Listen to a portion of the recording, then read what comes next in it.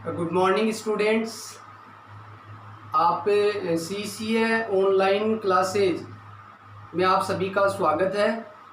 आज अपन फिर से 12th क्लासों की जो क्लासेज है, बोर्ड क्लासेज है, वो वापस से स्टार्ट कर रहे हैं। अपन ने पिछला last video applications of derivative, अवकलन के अनुप्रयोग का फर्स्ट पार्ट स्टार्ट किया था, rate of change of quantities. उसका थोड़ा सा पार्ट रहा हुआ था, वो मैं कंटिन्यू करूँगा। जो स्टूडेंट पहले नहीं पढ़ रहे थे या नहीं पढ़ पाए, वो पिछले मेरे वीडियो मेरे यूट्यूब चैनल पे आप देख सकते हैं।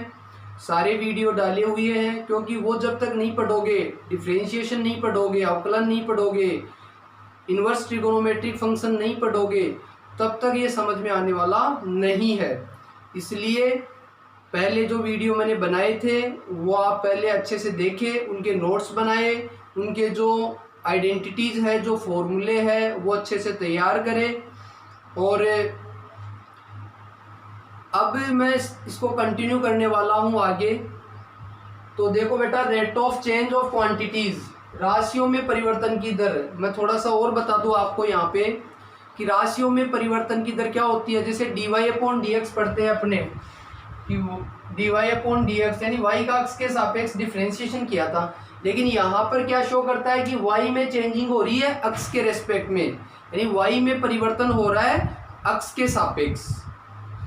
तो यहाँ पर भी आपको क्वेश्चन में देखना है कि किसके सापेक्ष हो रहा है, और कुछ फॉर्मूले मैंने पिछले वीडियो में बताए थे, वो सबको याद होंगे अच्छे से। अब कंटिन्यू करते हैं। देखो, एग्जाम्पल नंबर 5 आपकी बुक का है। आप अपनी नोटबुक साथ रखें, बुक भी साथ रखें, क्योंकि जैसे क्वेश्चन मैं बोलूँगा तो आप उस पर ध्यान रखें पूरा और उसको समझे।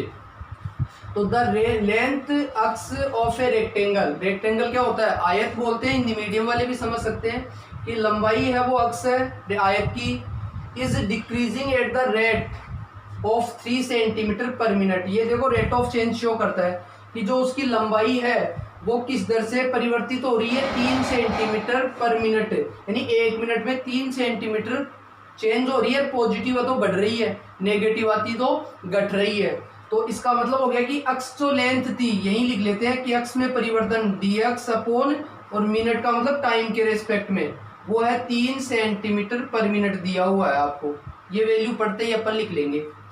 एंड द विड्थ, विड्थ होती है चौड़ाई, y है, इज इंक्रीजिंग, ये डिक्रीज हो रही थी, ध्यान रखना। डिक्रीज का मतलब इसको नेगेटिव लेना है, डिक्रीज का मतलब क्या लेना है आपको, नेगेटिव। इंक्रीज का मतलब पॉजिटिव।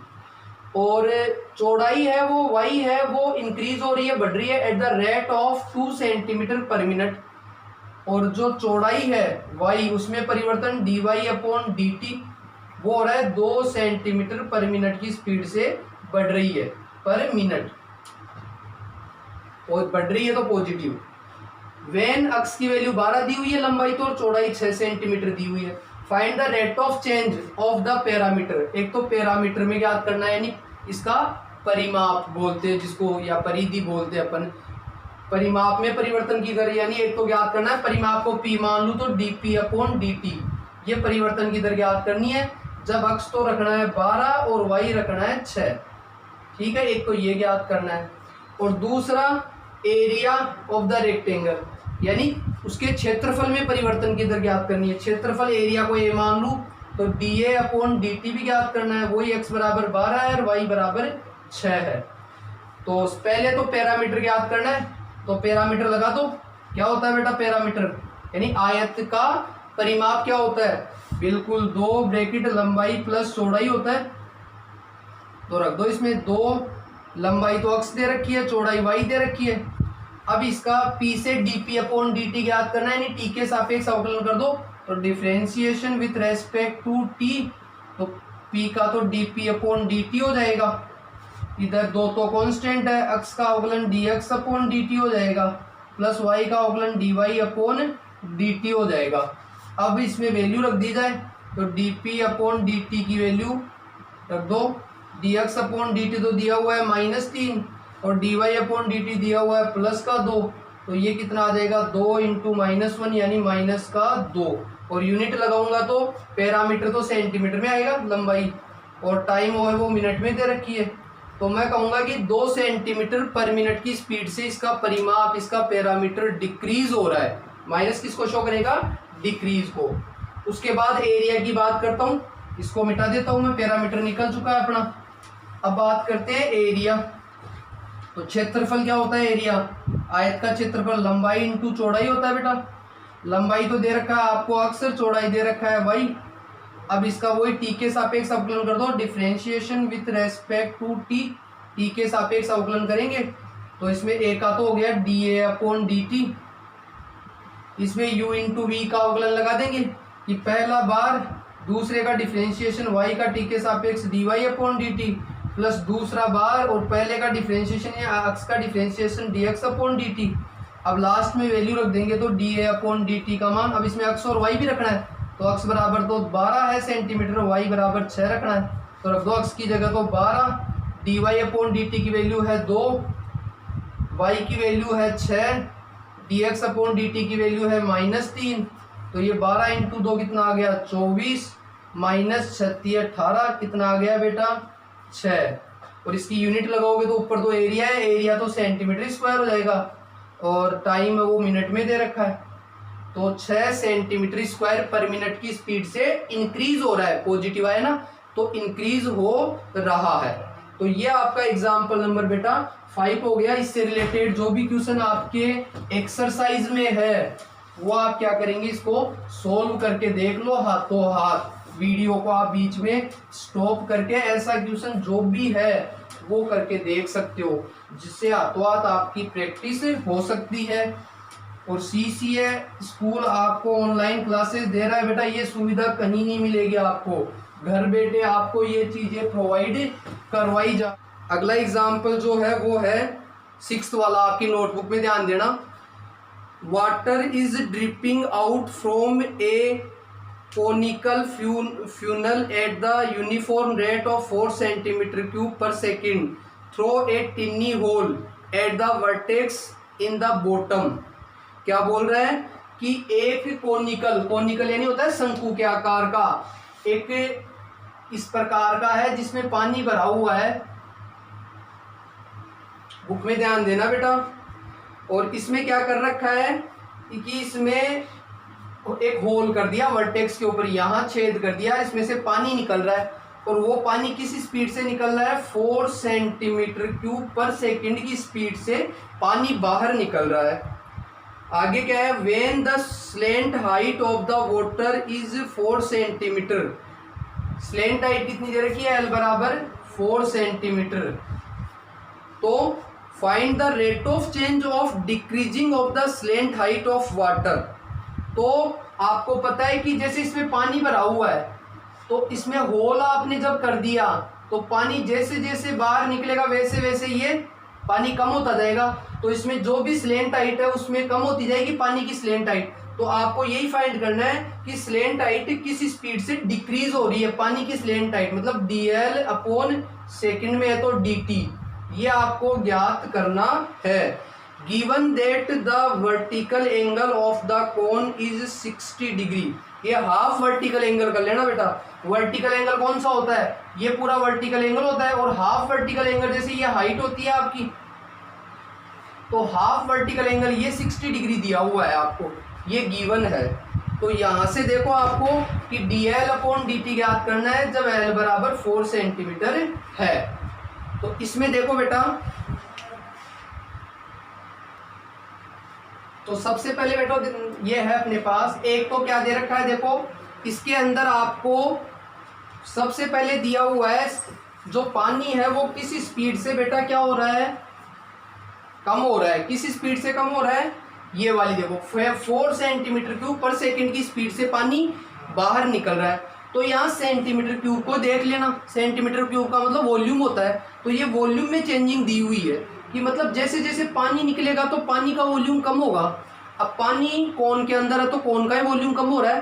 तो आपको सबसे पहले ये जो वैल्यू दे रखी है वो तो वॉल्यूम में परिवर्तन है, dv अपॉन dt की वैल्यू दी हुई है 4 cm³ पर सेकंड की स्पीड से।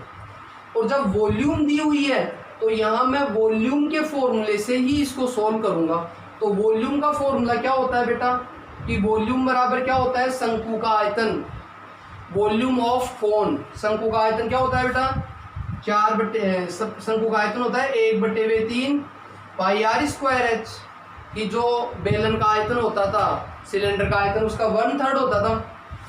अब इसमें आर और एच, आपको पता है कि आर और एच वेरिएबल है यहाँ पर, तो सिंपल सी बात है, मेरे को आंसर लाना है एल के अंदर। तो पहले आर और एच को एल में कन्वर्ट करना पड़ेगा, क्योंकि जब फिर डिफरेंशिएशन करूंगा मैं, अवकलन करूंगा, तो जैसे v का dv अपॉन dt हो जाएगा t के रेस्पेक्ट में, वैसे l का dl अपॉन dt आ जाएगा। लेकिन ये तभी आएगा जब यहाँ पर l होगा। तो l में कन्वर्ट करने के लिए पहले r और h को l में कन्वर्ट करो, क्योंकि आंसर l में लाना है मेरे को। तो l में कन्वर्ट करने के लिए ये थीटा दे रखा है बेटा, क्योंकि ये राइट एंगल ट्राइंगल होता है यहाँ पर, ये OAB। राइट एंगल ट्राइंगल में देखो बेटा, सबसे पहले जैसे r और r को l में बदलना है, तो r और l में रिलेशन, ये रेडियस होती है, ये हाइट होती है, और ये स्लेंट हाइट होती है। तो सबसे पहले मैं r को l में कन्वर्ट करूंगा, तो r और l में रिलेशन देखो बेटा, तो ये ट्राइंगल सभी को दिखाई दे रहा है, ऐसा ट्राइंगल है ये इस प्रकार से, ये हाइट है, ये स्लेंट हाइट है, ये रेडियस है, ये 90 डिग्री का है, ये आपको 60 दिया हुआ है। तो मेरे को r को l में बदलना है, तो r और l में रिलेशन देखो, 90 के सामने सबको पता है कि हाइपोटेनस होता है, कर्ण होता है, और थीटा के सामने क्या होता है बेटा, परपेंडिकुलर लंब होता है। तो ये बच गया क्या, बेस आधार बच गया। तो r और l में रिलेशन यानी परपेंडिकुलर और हाइपोटेनस में रिलेशन क्या होता है बेटा, बिल्कुल साइन थीटा होता है। साइन थीटा बराबर क्या होता है, p अपॉन h, लंब बटे वे कर्ण। थीटा मेरे पास 60 डिग्री है, परपेंडिकुलर मेरे पास r है, और हाइपोटेनस मेरे पास l है। तो यहाँ से r की वैल्यू निकल जाएगी, साइन 60 की वैल्यू √3/2 होगी बेटा। ये मैं वैल्यू क्यों निकाल रहा हूँ, मैं r को l में कन्वर्ट करने के लिए। तो यहाँ से l बराबर कितना हो जाएगा, 2r अपॉन √3 आ जाएगा बेटा। ये मेरे पास, सॉरी मेरे को r की वैल्यू निकालनी है, तो r बराबर निकालूंगा, r बराबर आ गया, ये l क्रॉस मल्टीप्लाई हो जाएगा, तो √3/2 l प्राप्त हो जाएगा। ऐसे ही h को भी मैं l में कन्वर्ट करूंगा, तो h को कन्वर्ट करने के लिए l में, तो h और l में रिलेशन यानी b और h में रिलेशन क्या होगा बेटा, cos थीटा। तो यहाँ से मैं cos थीटा निकालूंगा, cos थीटा बराबर क्या होता है, b अपॉन h आधार बटे विकर्ण। तो थीटा तो मेरे पास 60 दिया हुआ है, बेस मेरे पास h है, और हाइपोटेनस l है। तो यहाँ से cos 60 की वैल्यू क्या होती है, 1/2। तो यहाँ से h बराबर कितना आ गया बेटा, l/2 आ जाएगा। ये क्यों निकाला है, ताकि h और r की वैल्यू रख सकूँ और l में कन्वर्ट कर सकूँ, ताकि मेरे पास dl अपॉन dt आ सके। अब देखो बेटा, यहाँ से अब वैल्यू रख दो, तो वॉल्यूम है 1/3 पाई, r की वैल्यू तो रख दूंगा √3/2 l का स्क्वायर, और h रख दूंगा l अपॉन 2। अब सोल्व कर दूंगा बेटा पहले तो पाई/3 है ये, तो ये 3/4 l स्क्वायर हो गया, और ये l अपॉन 2। अब देखो बेटा, ये 3 से 3 कैंसिल हो रहा है, तो ये पाई अपॉन 8 तो कांस्टेंट हो गया, और ये l3, ये वॉल्यूम आ गया l की फॉर्म में। अब देखो इसका डिफरेंशिएशन कर दो विथ रेस्पेक्ट टू t के सापेक्ष करेंगे, तो ये dv अपॉन dt, इधर पाई अपॉन 8 तो कांस्टेंट है, l3 का 3l स्क्वायर हो गया, और अंदर l का t के रेस्पेक्ट में dl अपॉन dt हो जाएगा बेटा। अब यहाँ पर वैल्यू रख देंगे अपन, तो वैल्यू रखे तो क्या आ जाएगी बताओ मेरे पास, बिल्कुल वैल्यू रखते ही क्या प्राप्त हो गई अपने पास बेटा, ये आ गया। लास्ट में l की वैल्यू रख देंगे एक, तो पाई अपॉन 8, ये 3 पाई कर दूं। l की वैल्यू मेरे पास कितनी है बेटा, dv अपॉन dt की वैल्यू भी दी हुई है 4, ये 4 रख दूंगा। इधर l की वैल्यू मेरे पास 4 है, तो 4 का स्क्वायर कितना हो गया, 16 into dl upon dt find करना है मेरे को। ये 8 2 जा 16 हो गया, ये 2 से काट दूंगा, 2 2 जा 4 हो गया। तो यहाँ से dl अपॉन dt की वैल्यू क्या आ जाएगी बेटा, तो dl अपॉन dt आ गया मेरा। ये इधर ट्रांसफर करूंगा, तो ये 3 पाई से डिवाइड हो जाएगा, तो 2 अपॉन 3 पाई प्राप्त हो जाएगा। और लास्ट में इसकी यूनिट करूंगा, तो l तो लेंथ है, लेंथ तो काई में है सेंटीमीटर पर सेकंड, तो ये 2 अपॉन 3 पाई सेंटीमीटर पर सेकंड की स्पीड से l है वो क्या हो रही है बेटा, डिक्रीज होनी चाहिए। यहाँ पर डिक्रीज होने के लिए देखो ये वॉल्यूम नेगेटिव लेना पड़ेगा, क्योंकि वॉल्यूम क्या कम हो रहा है, पानी निकल रहा है, तो ये -4 रखना पड़ेगा यहाँ पर। तो ये -4 रखेंगे तो ये माइनस आएगा नेगेटिव वैल्यू। तो 2/3 सेंटीमीटर पर सेकंड की स्पीड से स्लेंट हाइट तिर्यक ऊंचाई कम हो रही है बेटा। तो इस प्रकार से ये क्वेश्चन, इस टाइप का क्वेश्चन भी आपकी एक्सरसाइज में है, वो आपको निकालना है। ये आपकी रेट ऑफ चेंज मैंने कंप्लीट करवा दी है बेटा। इसको आपको एक्सरसाइज को मैं सेंड करूंगा, वो सॉल्व करनी है।